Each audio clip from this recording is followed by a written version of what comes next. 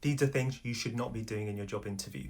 The first is starting off your interview answer with great question. There is no great question in an interview unless it's, we'd like to offer you the job, how much money would you like? Everything else is not a great question. Usually the reason why you're saying great question at the start of your answer is because you've been caught out, you've been put on the spot, you're trying to process the question, and the first thing that comes out of your mouth is great question. And actually what you need to be doing in that situation is pausing, processing, and then speaking calmly.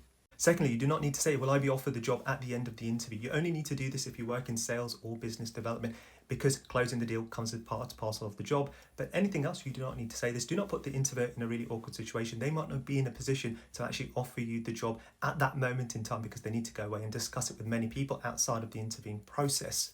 Thirdly, you do not need to make strong eye contact all the time throughout the interviewing process. It's weird, we don't do that as human beings. We don't look at each other like this when we're talking. Most of the time you're looking at somebody's mouth. What you do is as you're talking, glance up, make that eye contact and then carry on. Or when you're wanting to make a very precise, important point at the end of your answer, you look directly in the eyes and make that point, but you don't need to do it all the way through. Fourthly, you do not need to obsess over body language. The key thing instead is energy. You need to be bringing positive energy into the interview. You need to be acting and behaving like the subject matter expert. And when you do that, that aura and energy shines through in your body language. But if you're a sloucher and you try going into the interview and saying, I'm going to sit up really straight, you're just going to come across as awkward. And naturally during the interviewing process, you're going to go back into becoming a sloucher. And then when you look at it, we've got a president right now who's an absolute sloucher. And we've had a former prime minister in the UK who's an absolute sloucher. And they managed to get the job